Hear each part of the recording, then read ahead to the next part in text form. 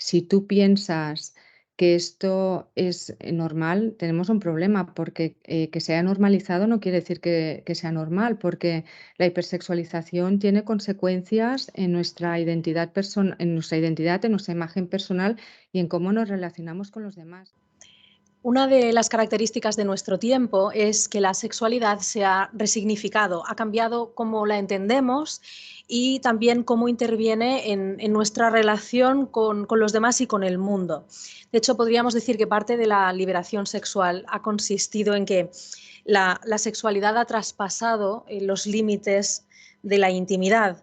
De hecho, bueno, uno de los lemas de la revolución sexual fue que lo personal es político, que quiere decir que aquello que tradicionalmente pertenecía a la intimidad ahora se entiende como algo público y también como algo que la persona puede utilizar y puede moldear desde su deseo, desde su voluntad.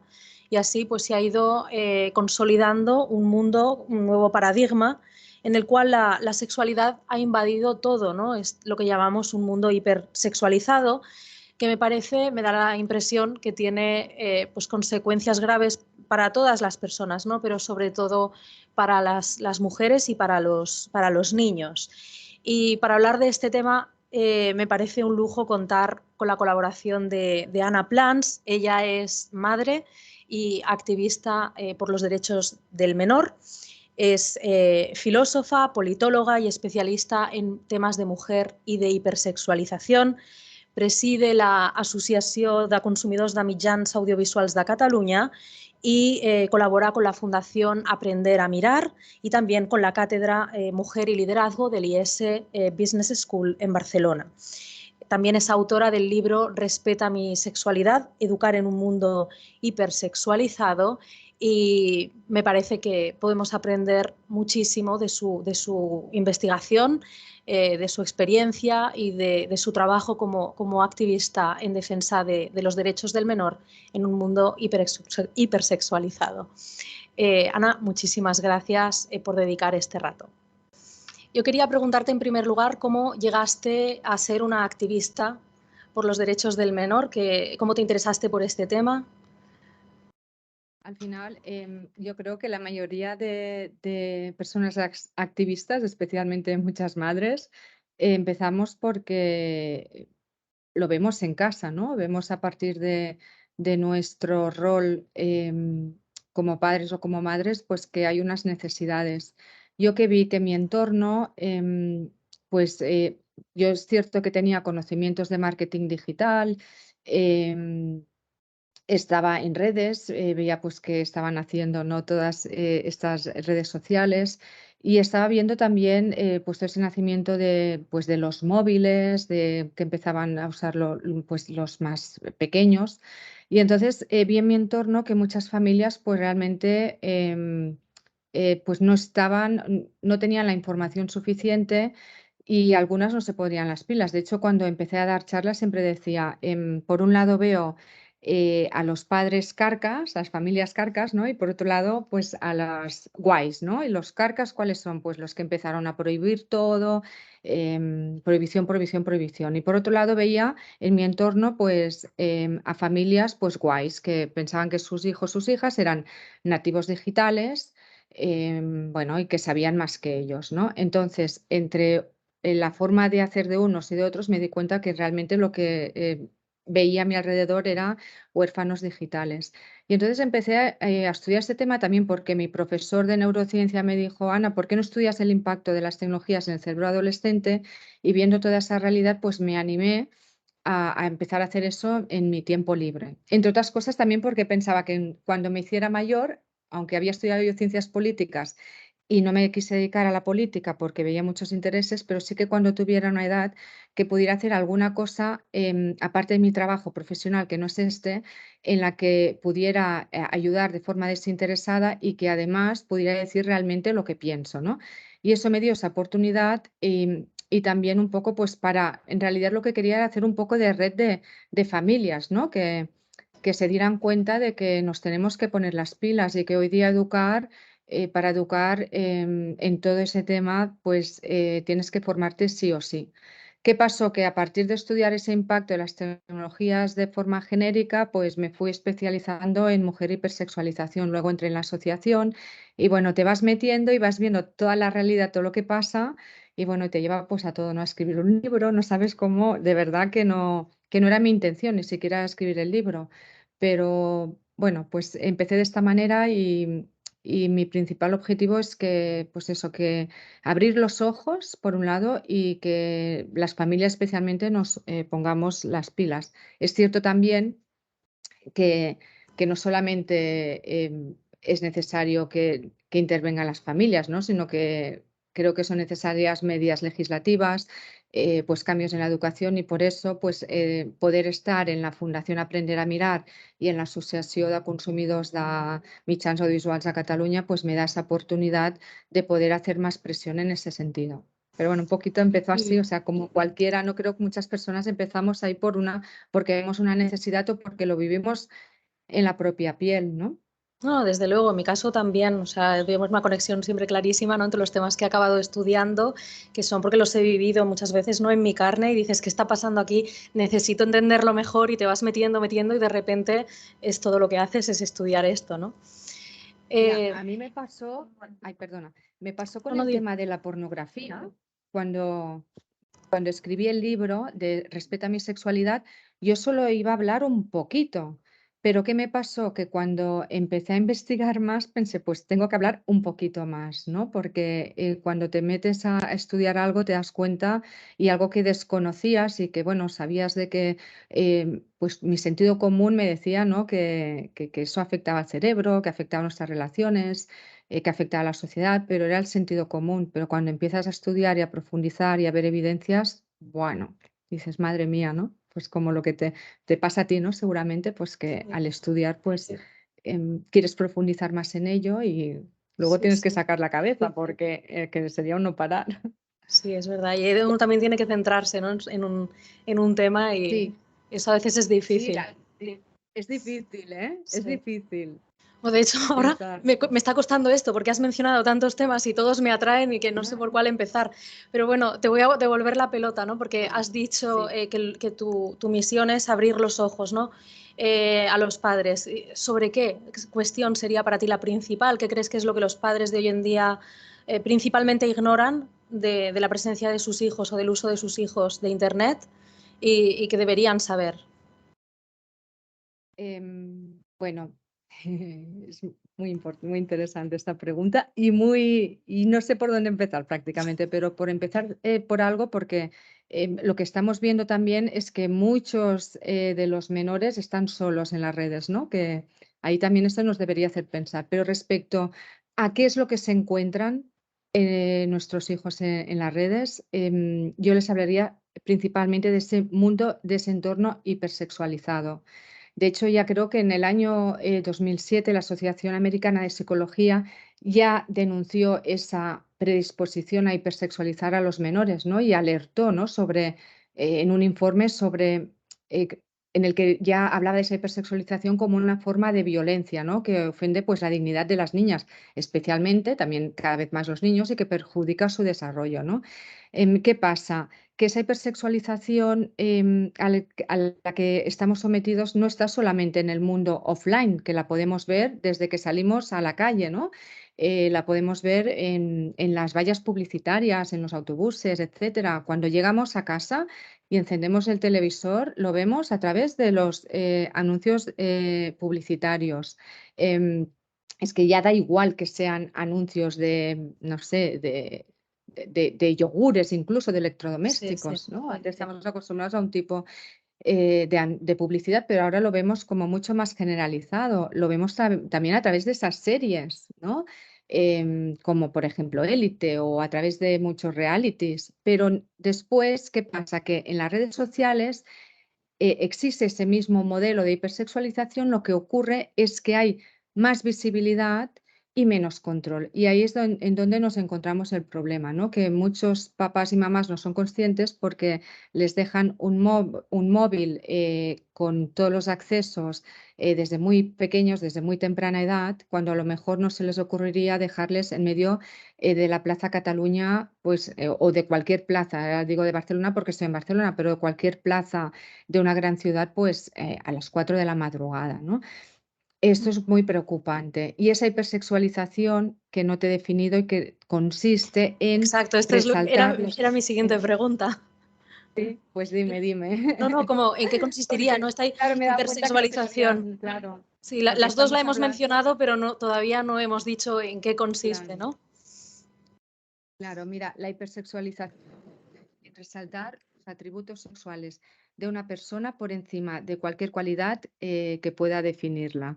Entonces, bueno, es esa hipersexualización que vemos en todos los entornos.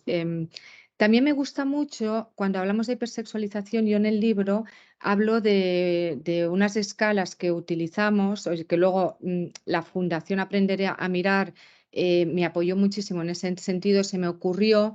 A ver, la pregunta que me hice yo básicamente fue, ¿cómo puedo ayudar a mostrar que existe una hipersexualización en un tipo de contenido, en una foto, en un vídeo, sin que haya ningún discurso moralizante, ¿no? Con datos objetivos?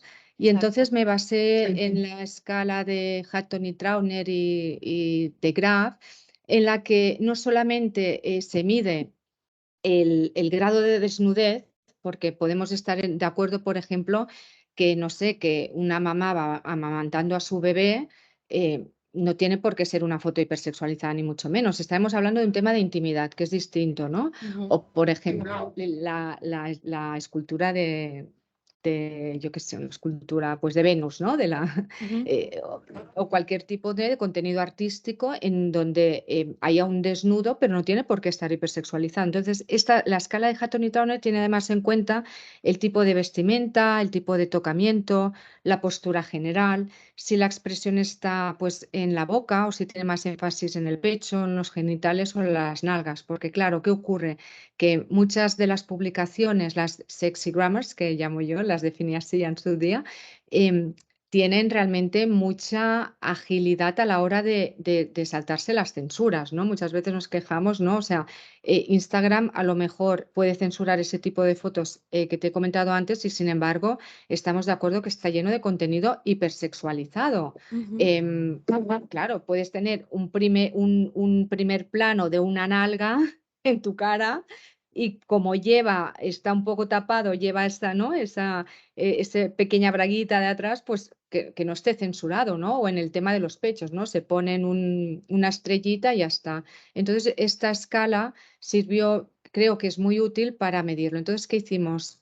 Em, Esa escala la hemos abierto, hemos puesto un test que se puede consultar y te puedo enviar los enlaces, que se hace un test que es para niñas, ahora también lo adaptaremos para niños de hasta 13 años y otro test comprendido ya de los 3 a los 17 años. Y a partir de ahí, pues el mismo menor, la misma niña, pues puede coger esa foto o puede coger un vídeo y a partir de unas preguntas ver si está hipersexualizado, sin ningún tipo de moralina. Y también creo que es una buena herramienta para las familias para poder hablar con sus hijas del tema. Es para poder introducir, incluso no hablar directamente de ellas, que a veces cuesta más, sino decir, mira, coge una foto de una amiga ¿no? Y vamos a ver a partir de esa escala que se utiliza en el mundo de la publicidad, ¿no? Si está hipersexualizado, si no.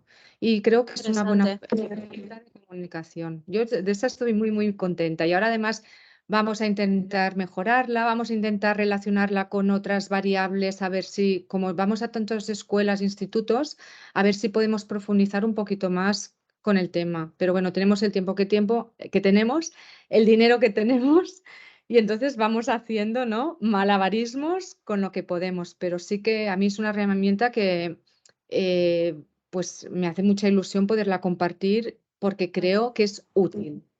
Porque aquí de Que a todas veces maneras, perdón. no, aquí de todas maneras creo que estamos hablando de dos cosas distintas. Una es la hipersexualización que uno recibe, ¿no? Lo que uno ve, y esto me parece que es una conversación, cómo esto afecta al desarrollo de los niños o a su imagen de lo que es la sexualidad, y luego también la que el niño produce, ¿no? O la que el adolescente puede producir. Y son, me parece como quizá dos cosas distintas o no, no sé, ¿cuál es tu opinión? Claro, es que al final lo que tú acabas produciendo lo haces un poco por lo que has recibido y has normalizado, ¿no? Yo cuando hablo con jóvenes, especialmente con chicas, con el tema de la hipersexualización y les digo, esto, ellas me dicen, esto es normal, Ana, tú estás exagerando, de verdad, ¿eh? Entonces les digo, bueno, si tú piensas que esto es normal, tenemos un problema, porque que sea normalizado no quiere decir que sea normal, porque la hipersexualización tiene consecuencias en nuestra identidad en nuestra identidad, en nuestra imagen personal y en cómo nos relacionamos con los demás. Y hay muchas pruebas. Luego, si quieres, lo comentamos, las consecuencias. Pero como cuando dices el tema de productores, o cuando me dicen, esto no me afecta, más bien vendría por aquí la respuesta, ¿no? Cuando me dicen, esto no me afecta, les digo, pues lo siento mucho, o sea, desmontaros ese mito porque la neurociencia nos demuestra lo contrario, porque tenemos neuronas espejo que nos dicen que una exposición repetida a una conducta nos hace aprenderla. Del mismo modo, un bebé aprende a hablar, ¿por qué?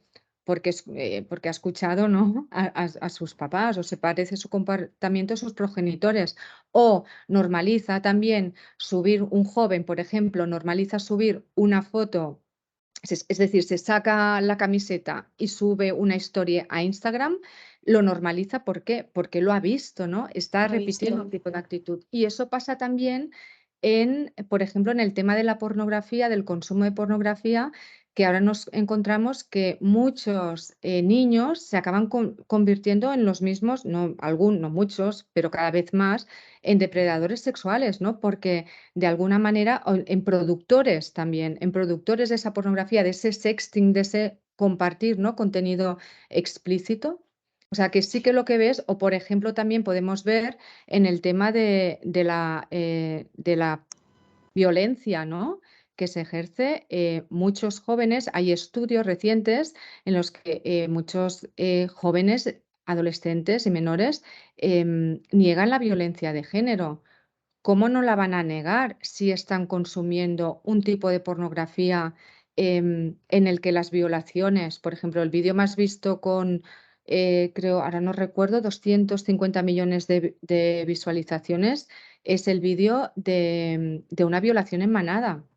Entonces, y después resulta que cada vez está aumentando, por otro lado, la violencia de género entre los menores, y esos son datos objetivos. Desde el año 2017 ha ido aumentando. Además, entre uno de cada cinco jóvenes entre 15 y 29 años consideran inevitable, incluso admisible, el control abusivo por parte de sus parejas. Claro, todos esos datos yo creo que nos demuestran y evidencian que sí, que además esa exposición tiene consecuencias y al final se acaban convirtiendo en productores de pornografía o del sexting también, ¿no? Cómo se normaliza cuando hablan, que sea consentido. Claro, cuando tú normalizas una práctica, entonces aquí el consentimiento también queda un poco en duda, ¿no? Entre comillas, pero sí, sí, yo creo que esa exposición tiene consecuencias en normalizar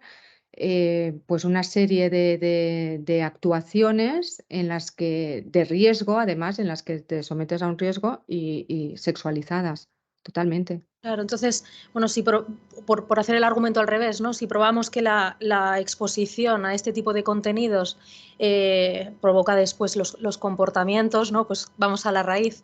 ¿Qué se puede hacer con esta exposición? O sea, ¿hay algún tipo de control legal en las plataformas? ¿Por qué se da? ¿Cómo funciona? ¿Por qué? ¿Por qué se permite? Claro, aquí está el tema. Mira, yo en el tema de las plataformas, vamos a ver, las plataformas, ellas no van a hacer nada si realmente no se legisla, ¿no? De hecho, yo empecé una campaña, no Oigo, que no me ha hecho caso ni el tato, no sé o sea, muy poca gente, ¿no?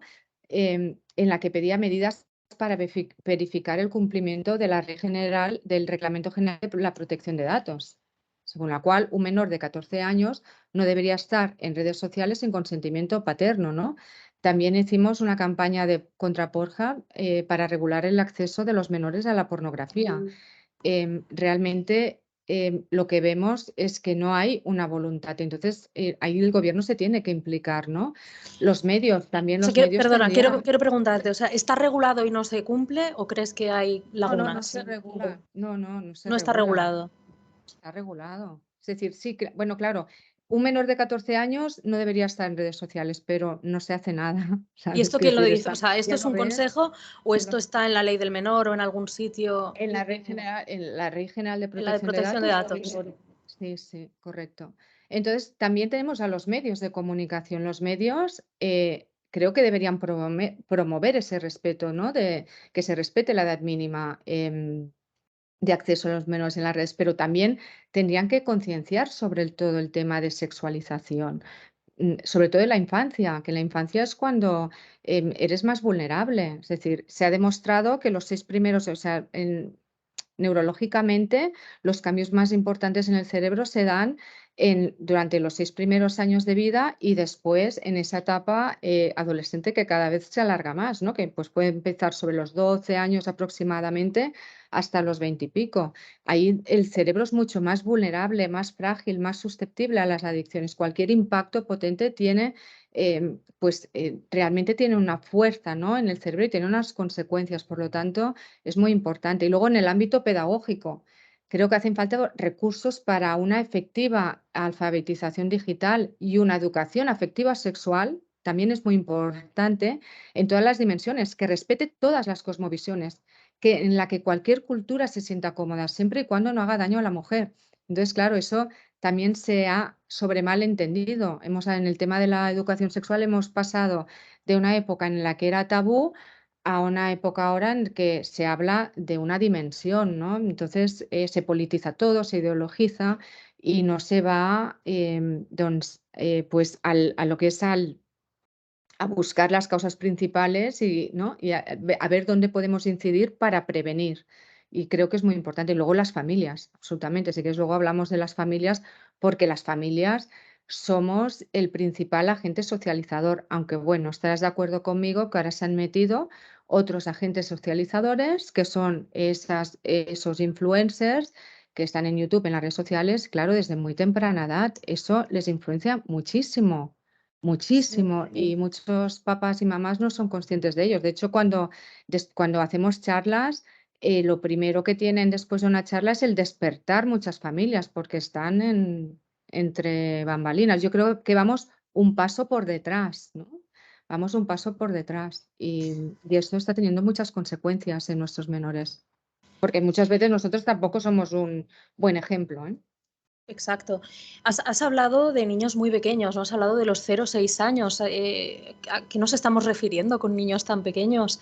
¿Hay una hipersexualización de niños tan pequeños o un consumo de material hipersexualizado en la etapa infantil? Sí, sí, sí, claro. Por ejemplo, las mismas madres a veces, sin darse cuenta, están bailando canciones de reggaetón con letras claramente machistas y misóginas con niños muy pequeños. Yo he visto, por ejemplo, durante las últimas vacaciones de Navidad, cuentas, un montón de cuentas, en donde muchas veces administradas por las mismas familias, especialmente más por madres que por padres, en la que sexualizan a sus hijos, ¿no? A través de bailes, por ejemplo. A través de bailes, por ejemplo, ¿no? A través de bailes, o sea, ya empezamos, o sea, cuando tú valoras a tu hijo, lo importante es o a tu hija, que le valores por lo que es. Cuando tú le estás valorando a través de sus atributos sexuales, mira qué mona, mira qué guapa, mira cómo bailas, qué gracia hace la niña, mira que parece mayor, ¿no? Las estás adultizando. Es que cada vez también nos encontramos en una sociedad en la que las niñas están más adultizadas y las mamás estamos más infantilizadas, ¿no? Y eso ocurre, y eso lo vemos Sí, en redes sociales y tiene pero eso de consecuencias. hecho, una cosa me parece que es consecuencia de la otra, ¿no? Porque al final, crecer, madurar, es pasar por una serie de etapas que cuando uno se las salta y se porta como un adulto cuando debería ser un niño, luego cuando físicamente es un adulto, madurativamente se ha quedado atrás, ¿no? Porque no ha pasado por donde tenía que haber pasado. Claro, y además tú, ¿qué ejemplo le estás dando a esa niña? O sea, la intimidad es un pilar muy importante que tenemos que cuidar. Es decir, los padres, las madres, las familias, los educadores, tenemos la responsabilidad de proteger esa intimidad, ¿no? Estableciendo pues espacios de privacidad seguros. Pero ¿qué ocurre cuando los sobreexponemos, esa intimidad? Ponemos en peligro, en primer lugar. No sabemos, en el momento que publican ese tipo de contenido, no sabemos dónde va a ir a parar. A lo mejor una foto de una niña inocente bailando reggaetón o de un niño en pañales, porque muchas veces los ponen ya en pañales, pues puede ir a parar en la internet oscura como aperitivo de muchos pedófilos que luego van a consumir contenido que viene de violaciones o explotación sexual infantil muchas veces, ¿no? Esto para empezar. En segundo lugar, tampoco sabemos cuánto tiempo va a estar circulando en redes o tampoco sabemos ¿cómo se va a sentir? Ahí vamos a la clave del tema. ¿Cómo se va a sentir nuestro hijo, nuestra hija, cuando llegue a una edad más adulta, adolescente, viéndose que se ha compartido, ¿no? Todo ese contenido? Y además, ¿qué autoridad vamos a tener nosotros, ¿no? Si hemos compartido esa intimidad desde Sí. el más temprana edad, no vamos a tener ninguna autoridad. ¿Qué credibilidad? Y otra cosa que me gusta a mí mucho decir es que se trata de su intimidad, no de la nuestra, ¿no? Entonces, y creo que es muy importante porque, claro, el exponer, el sobreexponer tu intimidad lo que te hace es más vulnerable. De hecho, es lo que pasa con la intimidad. La intimidad cuando dicen, bueno, la intimidad es la misma que antes. Sí, lo que ha cambiado, el sentido de la intimidad, o sea, la intimidad son tus pensamientos más profundos, ese mundo interior, ¿no? Que para expresarlo, pues necesitas un vehículo que es tu cuerpo y tu cuerpo forma parte de esa intimidad, no es una carcasa que se puede separar, ¿no? Entonces, de tu mente y de tu alma. Entonces, tú cuando expones esa intimidad, pues cuando la sobreexpones o cuando tú amplías los límites, pues la pones más en peligro, ¿no? Entonces, esa intimidad, ¿con quién la vas a compartir? ¿Dónde son tus zonas seguras? Pues tus padres, a veces cuando hay heridas o cosas que pasan cuando somos mayores es porque nos han fallado, ¿no? Tu padre, tu madre, tus amigos, ¿no? Entonces, aquí ahora me ha venido a la cabeza el doctor Carlos Chiclana, que escribió el prólogo de mi libro, y bueno, para mí ha sido un aprendizaje con él brutal, porque él venía a decir algo así, que hay dos grandes inversiones que podemos hacer con nuestros hijos. Y la primera decía enseñarles a tener intimidad. Y enseñarles a tener intimidad, podemos empezar de una manera muy fácil, siendo nosotros mismos los primeros que compartimos con ellos nuestras emociones, nuestros sentimientos, nuestras necesidades y un sinfín de aspectos emocionales, intelectuales, espirituales, que van a hacer que nuestros hijos aprendan a amar, que es eso, ¿no? Ese relacionarse. Y claro, ¿qué ocurre? Que cuando tú todo eso lo sobreexpones, como te comentaba antes, entonces, claro, es como que los haces, no los estás protegiendo como deberías, ¿no? Y el mensaje luego que les das, pues de poca credibilidad, como te comentaba antes, y cuando llegue a esa edad, aparte que te puedan denunciar, y ha habido algún caso, ¿no? Pero ¿cómo van a protegerse luego, no?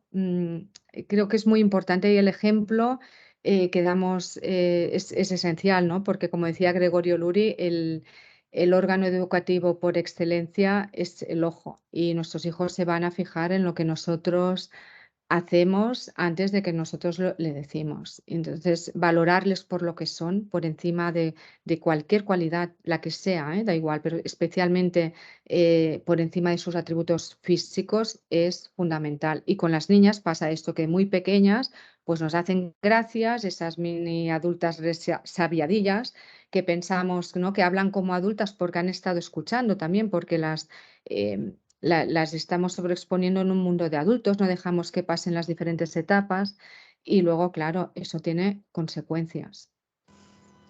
Ana, me encanta todo lo que dices. Algunas ¿Tú cosas qué has las había hablado pensado aquí? y algunas pues ¿no? las comentas desde otra perspectiva, ¿no? Yo sí que veo muy clara, ¿no?, esta conexión entre la intimidad y el amor, ¿no? La intimidad es aquello que uno comparte con los amigos, con la familia. Y yo me planteaba, ¿no?, qué consecuencias tiene para los niños que no ven la intimidad como un tesoro, cómo van a ser, o sea, como algo especial que solo se comparte con algunos que me quieren por lo que soy, ¿no? Y cuando uno es educado en esto, que la intimidad es algo público a lo cual puede acceder cualquiera, pues qué capacidad de amistad, de amor van a tener después, ¿no?, pues en la adolescencia y en la vida adulta.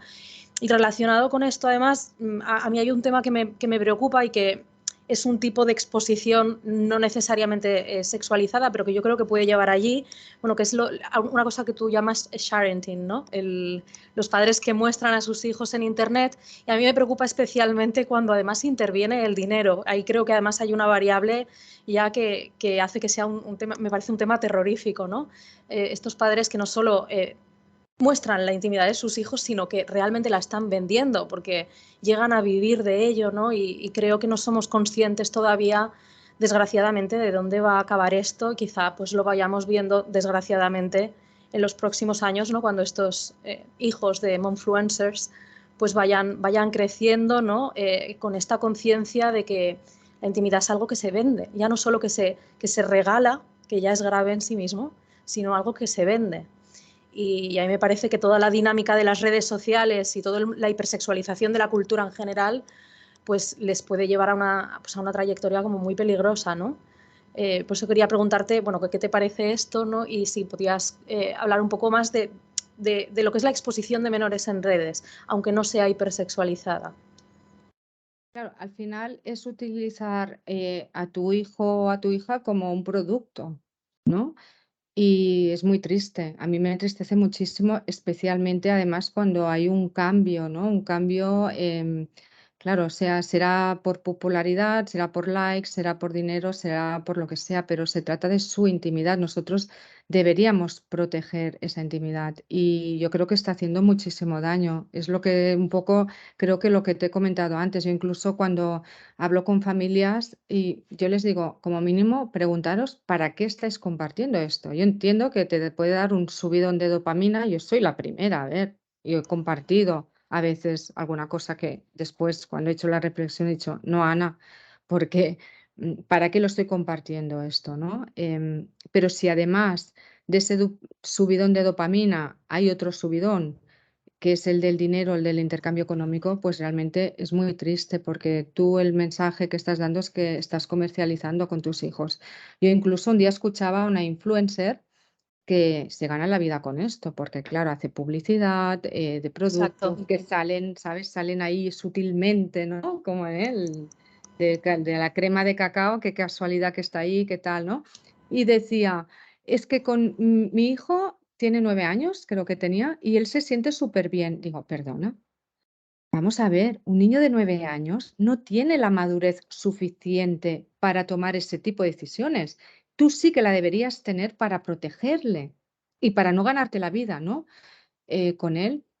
Esto, de hecho, ha existido siempre. Mira, yo recuerdo, mi hija siempre ha tenido muchas dotes artísticas, ahora tiene 29 años ya, la mayor. Y yo recuerdo que pues tenía alguien en el entorno que me decía, preséntala, creo que era Lluvia de Estrellas y tal. Y yo, o sea, Estaban los siempre me niños negué. modelos, ¿verdad? Los castings Sí, para los anuncios sí, y este sí, tipo de sí. cosas. Claro, siempre me negué a esto porque pensé, mientras pueda, pues se va a formar música, solfeo, piano, baile, lo que quiera, mientras yo pueda, ¿no? Pero, que disfrute de si realmente le guste y se forme, y qué necesidad tiene tienes ahí de sobreexponerle. No hace falta, o sea, no solamente en el mundo online, o sea, el mundo online lo que hace es todo maximizarlo, ¿no? Dar más visibilidad, pero al final los patrones de comportamiento son los mismos. Fíjate tú también antes en muchos, niños, prodigio de Disney, cómo han terminado. Entonces, cuando no han tenido su entorno más cercano, más íntimo, pues que le han protegido, ¿no? Por lo tanto, creo que deberíamos haber aprendido de esto. Y además, ¿qué pasa? Esto es Que sorprendente de todas maneras, porque es verdad que estos ejemplos han estado siempre, ¿no? siempre. Pero claro, lo que hacen las redes sociales es que ahora todos somos Disney, todos podemos ser la productora, ¿no? Y digo, es como el show de Truman, ahora todos Sí, somos el malo. Ya, entonces, absolutamente. Sí, no y hemos aprendido, yo creo, porque la tentación es lo que tú dices, es muy gratificante, ¿no? Somos todos muy narcisistas y nos gusta que nos digan que, bueno, hay una parte natural, ¿no? A quien no le gusta que le digan qué guapo es su niño o que no sé qué, pero quizá además se ha exacerbado, ¿no? Me da la sensación. totalmente. ¿No? Y además que yo en el libro hablo de algunos casos, ¿no? De niñas que dicen, es que es la nueva niña Disney y tal, y pienso, pero ¿qué talento tiene? Porque a pesar de todo, cuando hablábamos de niños prodigio que con una voz excepcional y tal, pero muchas de estas niñas, las ratitas estas van a la discoteca, ¿qué están haciendo? O sea, esos que han escrito libros. em, que escriben libros que en muchas de las ocasiones no lo escriben ni ellas, ¿no? O sea, están sus padres detrás que están llevando todo el negocio, ¿no? Pero, ¿cuáles son sus, en qué destacan? Yo no entiendo además que estén hablando de niñas con talento, porque el talento que es exhibirse, hipersexualizarse, imitar y hacer cuatro movimientos, realmente quiero decir que hemos ido a peor. ¿Sabes qué te quiero decir? Porque el Sí, talento, sí. yo, no Estamos sé, yo hablando prácticamente de fotos, que tampoco es ningún mérito, quizá, ¿no? o retos, o por ejemplo en YouTube, pues muchas youtubers menores que con cuentas administradas por sus propios padres, que lo que hacen es retos como engaño a mi novio, como engaño a mi madre no sé qué, o el baile de no sé cuánto, ¿sabes? Bueno, pues un poco como lo que tú dices, el show de Truman, ¿no? Porque al final el tema de la intimidad, ¿qué pasa? Que el tema de la intimidad es precisamente lo que engancha a los menores, ¿no? Pasa como los influencers. Ahora, por ejemplo, en el tema, cambiando un poquito, en el tema de los influencers, cuando ahora dicen, bueno, si promocionan algún producto, se tendrá que decir, pero Ujú. vamos a ver, ¿tú crees que por mucho que un influencer, yo que sé, que tenga más de 1 millón de seguidores, ponga que está promocionando un producto, le va a importar a un menor que le está siguiendo, porque la mayoría son menores? No, les da igual. Es que les da igual a un menor que está viendo ese influencer que lo promocione o que no, porque lo que le engancha es ese compartir su vida íntima, que se cree que es su amigo o que se cree que, ¿no? Esa intimidad, esa cercanía. Entonces, claro, ¿no? No sé por qué te lo comentaba, que me he ido ¿Tú un crees poquito. que esto, por ejemplo, ¿no? El pensar que tus amigos son gente que realmente no conoces o fiarte de su criterio más que el de la gente próxima, esto afecta luego las amistades? ¿Pueden ser iguales?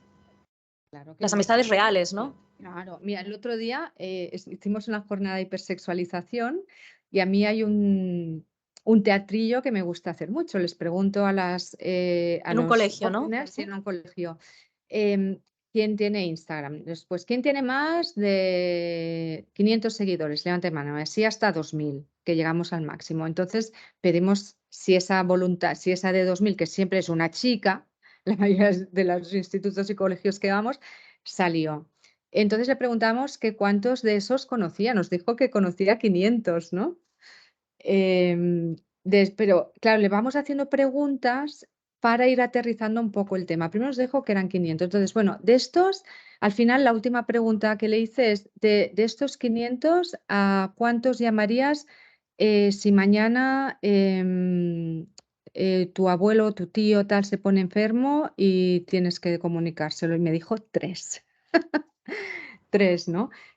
Íbamos aterrizándolo, poco a poco, cada vez salían menos, Sí, sí. pero en realidad es esto. Entonces también no tienen esa conciencia de lo que es la amistad. Un amigo es alguien con quien compartes tu intimidad, ¿no? Esa parte, lo que te decía antes, ¿no? Esos aspectos emocionales, espirituales, intelectuales, todo, o sea, es, es algo muy cercano y que conoces en tu mundo offline. En el mundo online te puede servir porque sirve muchísimo. Es decir, las redes están muy bien, pero no son tus amigos los seguidores. Y con eso también se tiene que ir muy al tanto porque hay muchas conductas de riesgo. Por ejemplo, muchos de los pedófilos se meten contactan con menores a través de las redes, precisamente porque algunos de esos menores no saben que Pablito barra baja 15 en realidad es Pablo barra baja 45.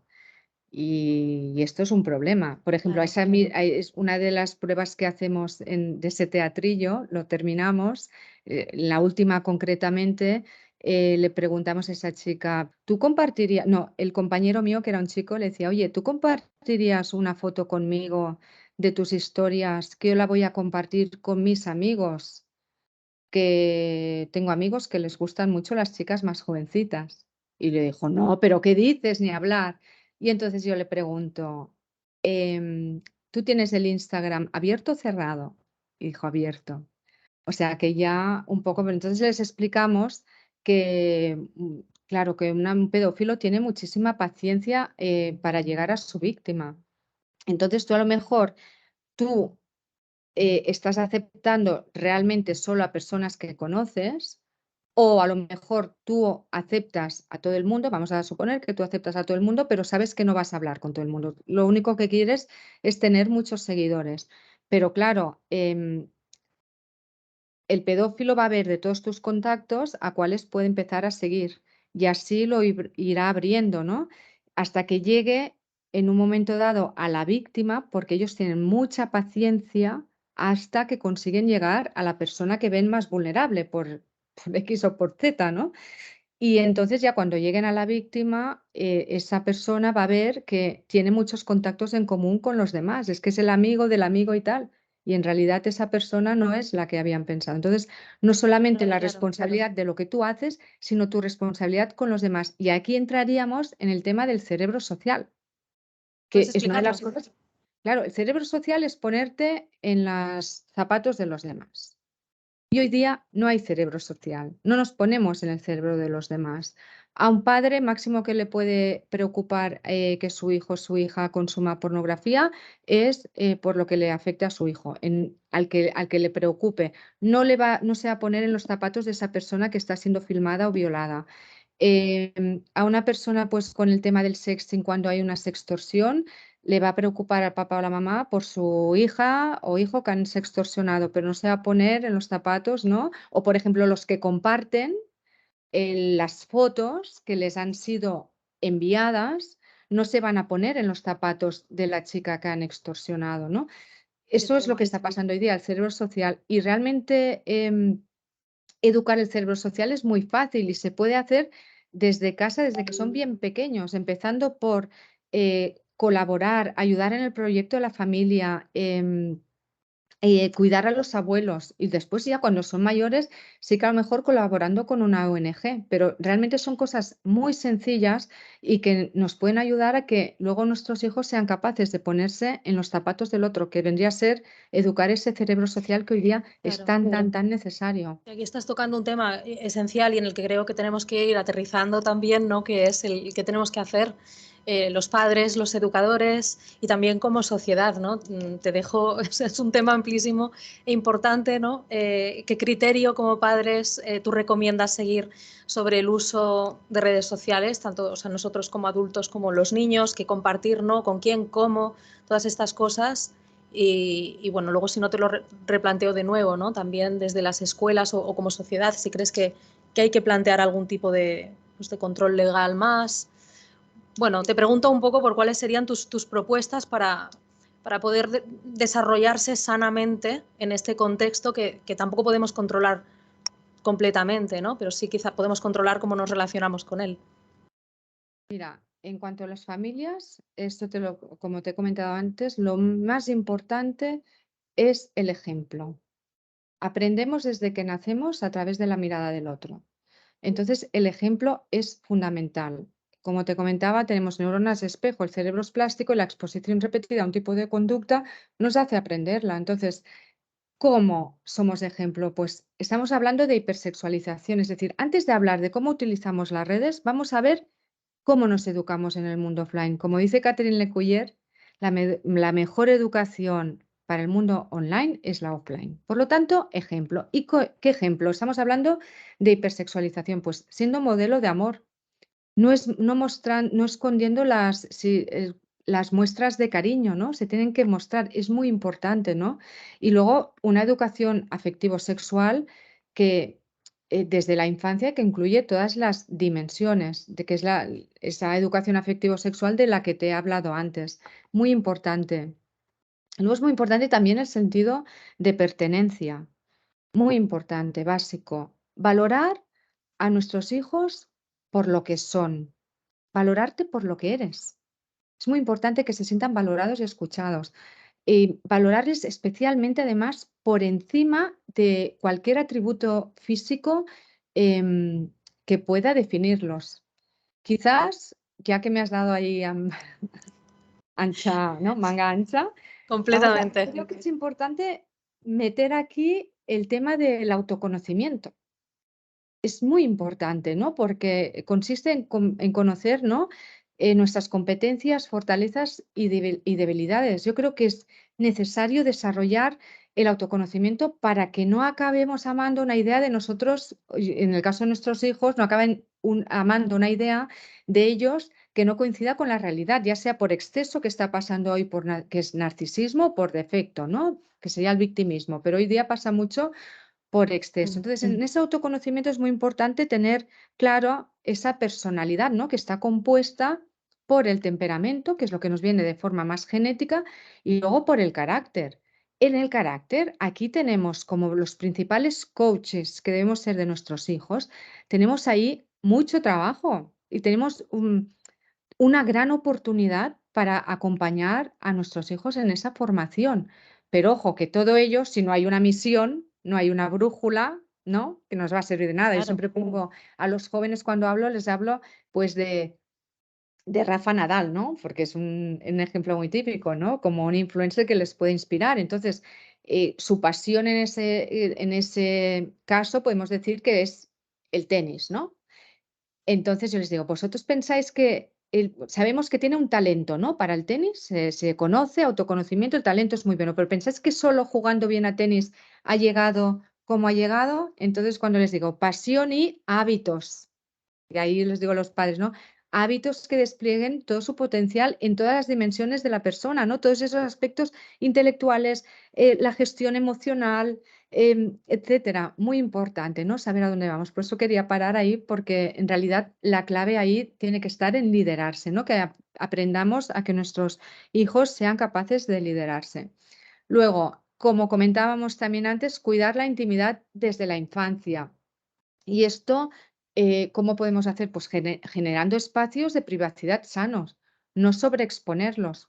Por lo que te comentaba antes, cuando tú compartes cualquier contenido, no sabes dónde va a ir a parar, ni las consecuencias a largo plazo, dónde va a acabar, cuánto tiempo circulará en redes, si les puede afectar en un futuro cuando vayan a buscar trabajo. Esto no lo he comentado antes, por ejemplo, también les puede Es afectar, un tema ¿no? importante también, sí. También, claro, no podemos, ¿cómo les sentirán? ¿Cómo se van a sentir ellos?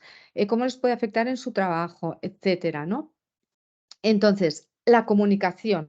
La comunicación es súper importante, pero es muy difícil, pues generar esa comunicación con nuestros hijos adolescentes si no lo hemos hilvanado desde la más tierna infancia. Claro, yo quería preguntarte esto, porque el planteamiento de entrada para una mamá embarazada de su primer hijo, pues que tome nota, ¿no? Y que lo haga bien desde el principio, ¿no? Pero ¿cuántas familias se han dado cuenta o nos hemos dado cuenta cuando ya estábamos metidos en faena y dices, bueno, ¿y ahora qué hago ya con un hijo adolescente o de 8 o 9 años? O, bueno, Pues quizás hablar. diferente, ¿no? Escuchar, mira, es muy importante escuchar. Yo te lo digo que he ido aprendiendo sobre la marcha. Te puedo decir que cuando son más pequeños, pues es aprovechar los momentos, es decir, no dar muchas chapas, y te lo dice alguien que ha sido la chapera mayor. He dado unas chapas que, bueno, luego se desconectan en modo off y no te sirve de nada, absolutamente de nada. Entonces, es hablar a menudo, aprovechar esos momentos para hablar con nuestros hijos. Siempre se puede empezar. Claro que va a ser más difícil si no nos hemos comunicado y si encima cuando nos empezamos a comunicar es para meter broncas o para echarnos las manos a la cabeza porque, no sé, pues porque nuestro hijo ha consumido pornografía o porque le han sextorsionado y entonces le empezamos a juzgar. No, no, Pero primero justamente te quería escuchar. preguntar por este tema, ¿no? ¿Qué hacemos si descubrimos algo así tan grave, ¿no? O que le han sextorsionado o que lo ha hecho uno de nuestros hijos. O sea, ¿cómo reaccionas cuando Mira, descubres esto? sí.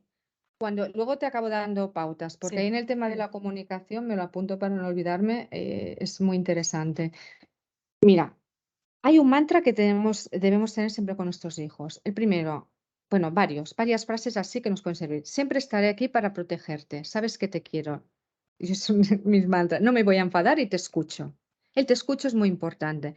Entonces, si nuestra hija, por ejemplo, imagínate que ha practicado sexting, lo primero que tenemos que hacer es escucharla, es quererla, es acogerla. Después ayudarle a solucionar el problema y después entablar una conversación.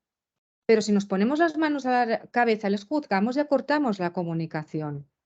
Y si es el caso de nuestro hijo que ha estado, que es el que ha compartido Ujú. algo que no voy a compartir, pues también lo mismo. Debemos ahí hablar con ellos, es muy importante. ¿Puedes repetir el Mirad, mantra que me ha parecido precioso?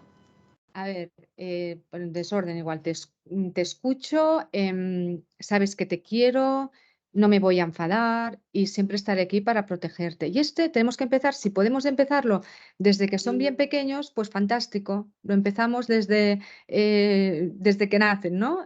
Cuando tienen 9 años, ya cuando les demos pautas, porque sí que es cierto que es muy importante que eso lo tengan clarísimo. Y entonces lo que te comentaba, aprovechar los momentos antes de irte a la cama, en los momentos de las comidas, cuando estás cocinando, practicar, compartir cosas con ellos. Cuando tú compartes, pues la comunicación es más posible.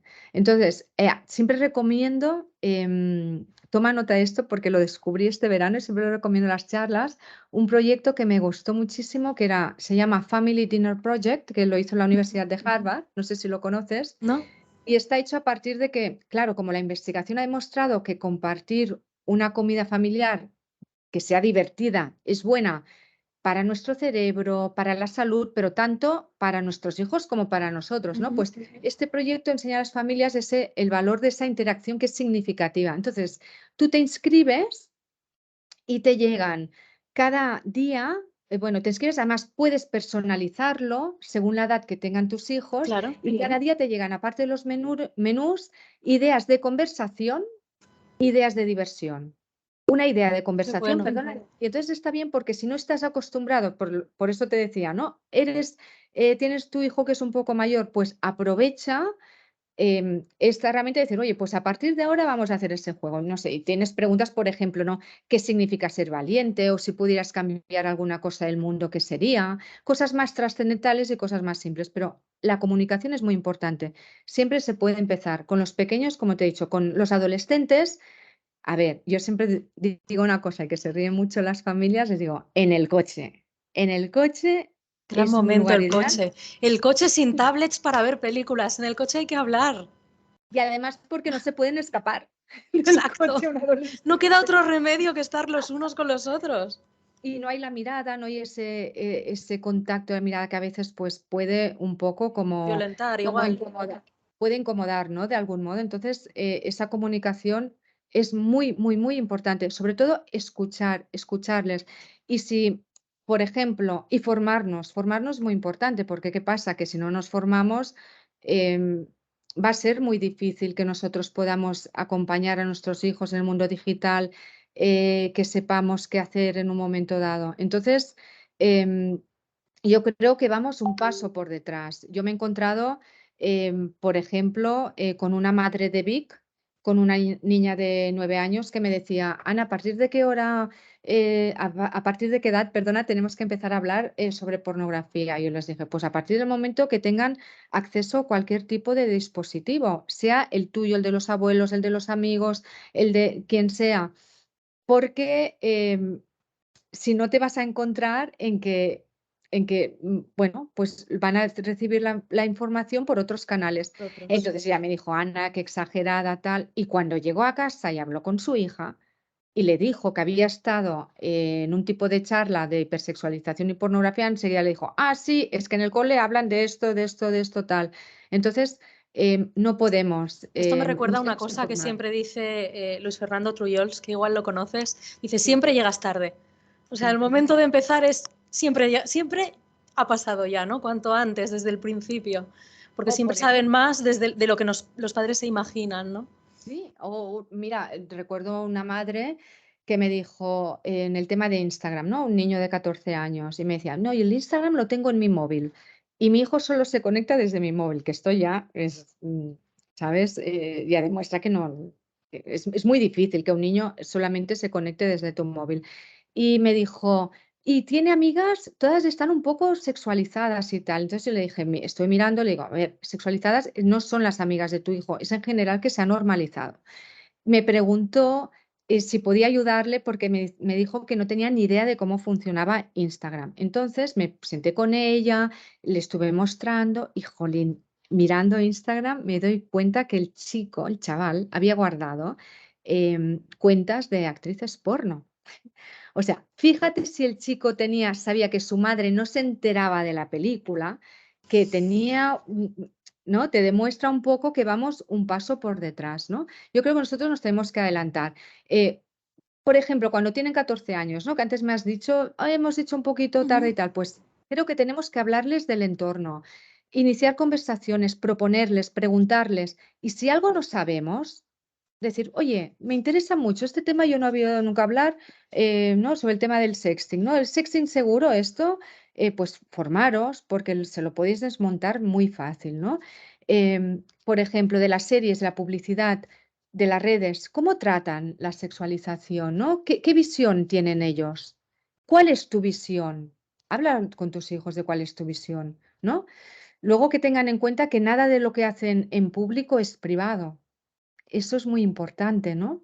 Por ejemplo, en el tema del sexting seguro, es que yo me río ahora mismo, me río y lo que me han preguntado algunos educadores que sé que están formando a jóvenes, que me han preguntado, ¿no? Que si se tapaban las zonas del cuerpo, que si tal, que si es seguro si luego lo eliminas, etcétera. A partir del momento en que tú compartes cualquier tipo de contenido, ya has perdido el control. No existe el sexting seguro. O sea, es una falacia. Y además, si tú le dices que se tape las zonas del cuerpo, le estás invitando a tu hijo, a tu hija, que, que se despersonalicen totalmente. Y además ya les estás diciendo, estás partiendo de la base que quizás que ya desconfías de esa persona. A ver, es que es algo mentalmente que no entra, se puede desmontar.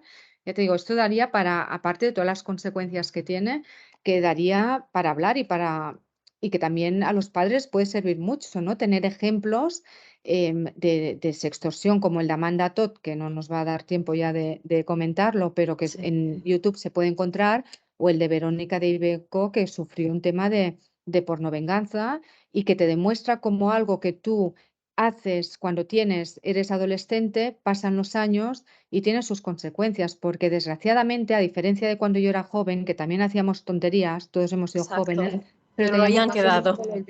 derecho al olvido y ellos lo Han tienen quedado. más difícil, pobres, ¿no? Luego también proponerles influencers, no influencers, me gusta más decir divulgadores, pues creadores que generen contenido de calidad, ¿no? Y adelantarte un poco, lo que te decía antes, si tú conoces a tu hijo, a tu hija, que es tu primer deber, conocerles, que se les da bien, que les gusta, tal, te puedes adelantar, currártelo un poquito y buscar algún contenido, alguna charla TED que le interese. Claro, si tú le envías una charla o compartes un tipo de contenido que no va con él o con ella, entonces dirá, vaya rollo me ha enviado, pero si tú te adelantas con cosas que sabes porque le conoces, que le gustan, dirán, jolín, qué guay, cómo mola mi padre, mi madre, ¿no? Sobre todo siempre escuchar, escuchar, escuchar mucho y dialogar. Y que siempre puedes, yo me ha pasado y a veces he dicho, mira, lo siento, antes era así, pero yo, como te quiero mucho, me he informado, estoy aprendiendo continuamente, el mundo es muy cambiante, nos ha cogido así a bote pronto y quiero lo mejor para ti y ahora es así. O sea, tienen que haber límites, porque también te digo una cosa, tenemos el complejo, eso lo dice Pablo Duchemen, de padres retrógrados, ¿no? Y los límites contribuyen al desarrollo del córtex prefrontal y de la capacidad de autocontrol. Entonces, todo lo que sea que tenga consecuencias sobre la salud, perdón, o desarrollo de nuestros hijos, no debe ser negociable. Por Exacto. ejemplo, tener unos horarios y unas zonas restringidas pueden ayudar a prevenir la práctica del sexting, del grooming, del ciberacoso, ¿no? El grooming es cuando una persona, Ujú. lo que te comentaba antes, ¿no? Los pedófilos, ¿no? Cuando una persona intenta engatusar a un menor para conseguir contenido sexual explícito, a veces también para quedar en el mundo offline y abusar, ¿no? No siempre. Pero los límites son súper importantes también y a veces yo veo como que da un poco de miedo, ¿no? Les dejan al móvil a veces a muy temprana edad, después de golpe y porrazo a los 14, que empiezan a estar más revolucionados, pues les quieren controlar todo, dónde estás tal y cual, pero luego no les ponen límites como un poco y con toda esa información que tienen nuestros adolescentes, pues van perdidos y nosotros al menos tenemos que ser ahí más firmes en cuanto a límites, pero también escucharles mucho, no juzgarles, ¿no? La mamá esta que cuando descubrió eso de las actrices porno me dijo, pues ahora cuando llegue a casa pensé, no, porque vas a cortar, ya sé que es El muy mantra. heavy, pero ¿qué vas a conseguir? Es decir, con tu intervención, ¿con qué se va a quedar tu hijo? ¿No? Cuando tú haces una intervención, tienes que pensar en el ejemplo que tú le estás dando de intervención, es con lo que se va a quedar, no con lo que le dices, sino cómo tú actúas, cómo tú gestionas ese tema. Interesante, Ana, todo. Muchísimas gracias. Bueno, quería hacerte dos últimas preguntas. Una, bueno, me gusta preguntar por un libro sobre el tema que nos recomendaría. Yo me voy a adelantar y voy a recomendar el tuyo para profundizar más en el tema. Respeta mi sexualidad, educar en un mundo hipersexualizado. Pero ¿tú crees que puedes sugerir algún otro recurso que sirva de ayuda a los padres y educadores? Mira, tengo aquí por ejemplo, imágenes, no sé si verá o no, imágenes buenas e imágenes malas.